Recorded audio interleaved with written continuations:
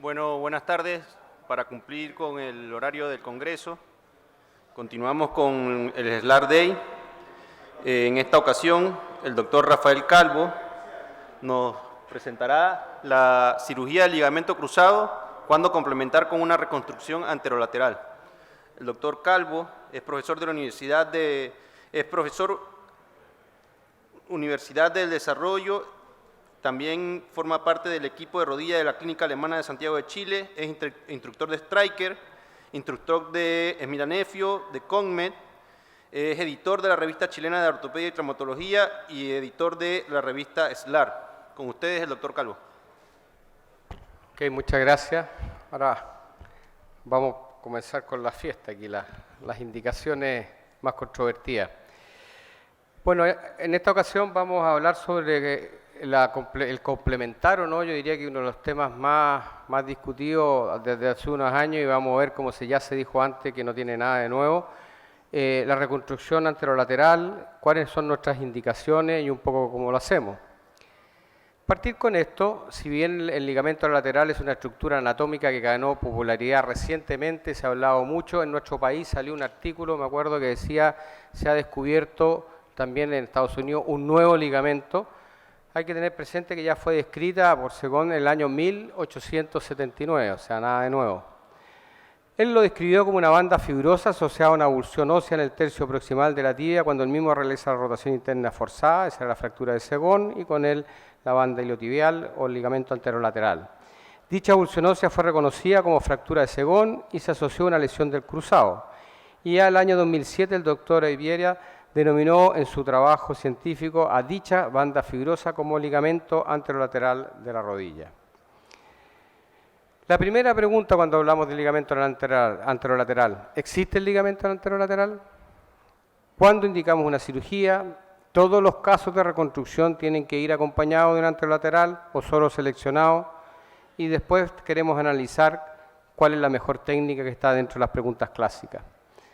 Aquí tenemos una muy buena disección donde se muestra así con una claridad absoluta el ligamento anterolateral, que la verdad es que muchas veces no se ve así. La pregunta si realmente existe, por todos conocidos, Freddy Fu fue, yo diría, que uno de los más críticos en lo que se refiere a la existencia o no de esta formación fibrosa o ligamento, con bastantes estudios, y realmente si existe o no es un tema de discusión en la actualidad. Según diversos autores, el ligamento anterolateral se encuentra presente en el 96% de las rodillas. Anatómicamente, su inserción proximal es en el borde distal del epicóndilo femoral, vamos a ver que hay discusión en eso, y se dirige en forma oblicua hacia el extremo proximal de la tibia, donde se inserta a mitad de distancia entre el tubérculo de Jerdí y la cabeza del peroné.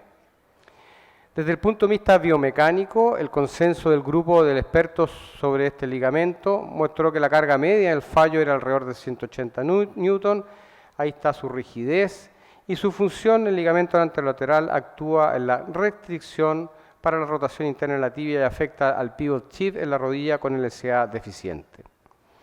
Quirúrgicamente, como les digo aquí, hay algún grado de discusión en sus inserciones. La inserción femoral de este ligamento es la que más discusión da, no la tibial, es la femoral.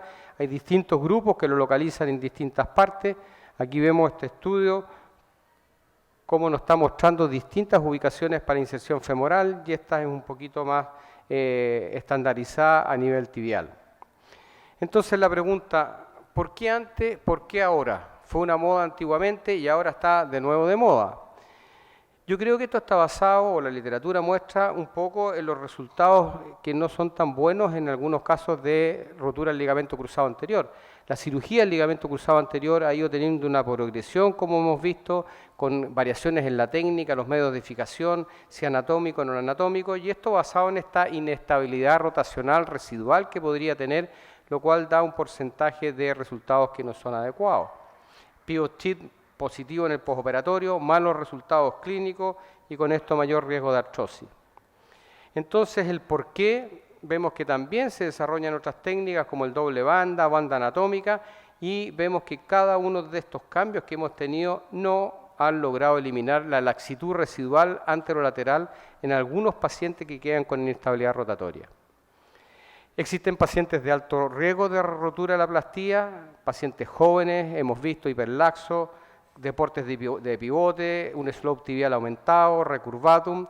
Entonces el restablecimiento de la estabilidad rotacional se relaciona con el retorno al deporte, las puntuaciones funcionales mejores y una función general de rodilla con mayor satisfacción del paciente, y esto ha ido volviendo a hacer renacer esta reconstrucción anterolateral.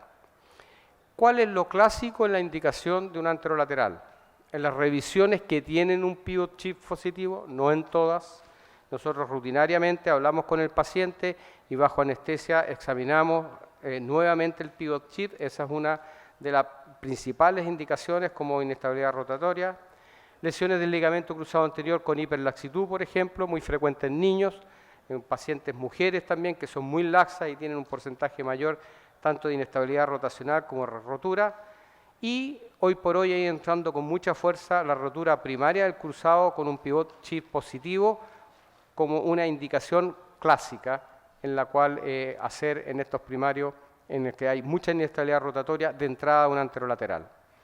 Y después vienen las indicaciones controvertidas, un poco donde se mueve esto, lesión del ligamento anterolateral que se ve en la resonancia, controvertido si hacerlo o no, si hay una fractura de segón, si hay un pivot shift importante de 3 cruces, o incluso todo deportista de elite con deportes pivotantes o contacto.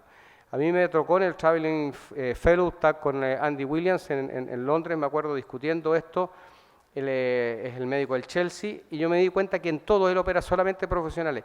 En todos sus pacientes, rugbyistas, futbolistas, en el 100% hacía una reconstrucción con hueso, tendón, hueso y un anterolateral Macintosh antiguo de regla, con el punto de vista de él que había que a este tipo de deportistas de pivote darle la mayor estabilidad posible que le pudiera entregar en las técnicas que usa, se lo hacía a todos de regla en esos tiempos. Entonces, esta reconstrucción primaria del anterolateral se ha ido definiendo un poco más en pacientes jóvenes que son con una gran posibilidad de rotura, una laxitud rotacional de alto grado, laxitud del ligamento generalizada, un slope tibial aumentado, lesiones meniscales, como hemos visto, en especial las laterales, en las cuales uno tiene que dar algún grado mayor de estabilidad. Se han desarrollado algoritmos como este, en el cual uno puede hacer una evaluación protocolizada, donde va a ver la hiperlaxitud, la edad del paciente, el tipo de deporte, y con eso llegar a una indicación según el número de puntos que quiera.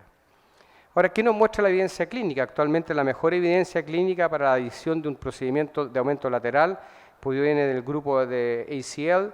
Realizaron un estudio prospectivo, comparativo, pacientes sometidos a cruzado estratificado en 3 grupos de tratamientos diferentes con un seguimiento mínimo de 2 años, y demostraron tasas de fracaso en injerto significativamente más bajas cuando combinaban, por ejemplo, isquiotibiales con una reconstrucción anterolateral. Después vemos esta aumentación. En la actualidad, la verdad es que no hay una evidencia clara que define las indicaciones para la adición de este procedimiento en reconstrucción, y en cierta medida se ha ido dando que en estos pacientes que han demostrado un impacto mayor en los resultados, sobre todo en los pacientes con actividad de pivote. El segundo punto, yo diría, mayor de discusión es qué hacer, centrarnos un poco acá y mostrarles un poco cómo nosotros lo vemos y qué estamos haciendo. ¿Hacer una reconstrucción o hacer una plastía extraarticular? Esto ha sido motivo de mucha discusión. El grupo de la Prat ha sido, yo diría, han impulsado con mucha fuerza la reconstrucción anatómica, y existe mucha literatura con las plastías extraarticulares que son más antiguas. Vemos que hay distintos tipos de plastía, está la de Macintosh, Lemer, la de Ellison, es decir, hay distintas técnicas con algunas variantes para hacer una plastía, me refiero no a una reconstrucción, que se usan en la actualidad. Las técnicas quirúrgicas más anatómicas, como la reconstrucción, yo diría que son más estándar y son más caras también, más complejas, y están también dentro de una de las indicaciones por las que hemos pasado. Entonces, ¿cuál utilizar? ¿Cuál es nuestra elección? Nosotros hemos hecho trabajos comparativos. Inicialmente hicimos muchas reconstrucciones y después, como les voy a mostrar, hemos ido variando a las plastías y hemos estudiado, comparado las dos técnicas, y la verdad es que las diferencias no son muy importantes en cuanto a la estabilidad o los resultados funcionales. Las plastías son más económicas, haces menos túneles, que es importante cuando tratas pacientes con una inestabilidad multidireccional o inestabilidades mayores, y las desventajas planteadas de estas plastillas teóricas que sobrecargan el compartimento lateral, que pudiesen hacer una artrosis precoz del compartimento y que aumentaría un poco el riesgo de infección por lo que significa el trabajo sobre la banda iliotibial. En las reconstrucciones, no en las plastillas, se habla que son más anatómicos, que tienen menor sobrecarga el compartimento lateral teórico, menor riesgo de infección, y evidentemente que sus desventajas están en que tienes que hacer más túneles y el costo, como les decía, nosotros lo hacíamos incluso con halo injerto y con 2 tornillos de fijación, es muy fácil de hacer así, es poco agresivo, pero también muy cara y no ha demostrado mejores resultados. Entonces el estudio en biomecánica, la mayoría de los estudios experimentales a tiempo cero favorecen el hecho de realizar la plastía sobre la reconstrucción anatómica, hay muchos estudios biomecánicos en ese sentido. Vemos incluso estudios que han ido a buscar, que no pudo seleccionar un procedimiento específico mejor para ello, siendo todos parecidos en resultados funcionales. Aquí vemos esta combinación, que la mejor evidencia disponible sugeriría que la adición de una plastía anterolateral a la reconstrucción no produce un aumento de la tasa de osteoartrosis en la rodilla, siendo la meniscectomía lateral la más relacionada con esta complicación y no hacer la plastía. Entonces, en esta pelea en la cual decidir si plastía o reconstrucción, con ventaja o desventaja, nosotros, como hemos visto, hemos ido hacia la plastía por todas las cosas que le he mostrado, más económica, más fácil, más rápida y con los mismos resultados. Es una cirugía única en 2 pasos. Primer paso, la reconstrucción interarticular del cruzado, y el segundo, que puede ser mínimamente invasiva cuando es anatómica, en eso estoy de acuerdo, que es una técnica más costosa y más compleja. Aquí les puedo mostrar lo que nosotros hacemos cuando hacíamos las reconstrucciones. Es importante la ubicación anatómica de los puntos de inserción, que están medianamente definidas con algún grado de discusión, pero no es mayor para el fémur, mucho más definidas para la tibia.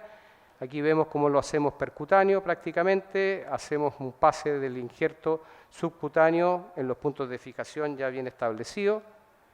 Y aquí estamos colocando el injerto y su pase subcutáneo para fijarlo a nivel tibial, con lo cual se hace fácilmente una reconstrucción como cirugía.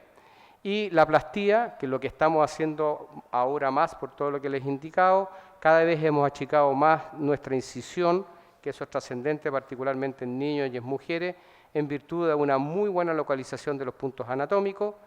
Aquí vemos cómo se individualiza para pasarlo por el ligamento lateral, que yo diría que es el punto crítico, no es muy complejo, pero más crítico de la técnica, la individualización y paso del ligamento bajo el ligamento lateral de la banda iliotibial. Y los términos de fijación han variado mucho. Inicialmente yo lo fijaba a lo Macintosh con una grapa, eso me provocaba hacer una incisión más grande. Hoy por hoy estoy usando un ancla de 5.5, en la cual fijo sin ningún problema el ligamento y me ha permitido hacer incisiones mucho más pequeñas. Para la fijación, ahí estamos fijándolo con una grapa, pero las dos no han mostrado mayor. ¿Cómo las fijamos? Con grapa o en este minuto con ancla, posición neutra, fijación en 30 grados de flexión para poder fijar esta plastía anterolateral, y en eso yo diría que la literatura es más o menos igual para todas estas cosas. Muchas gracias.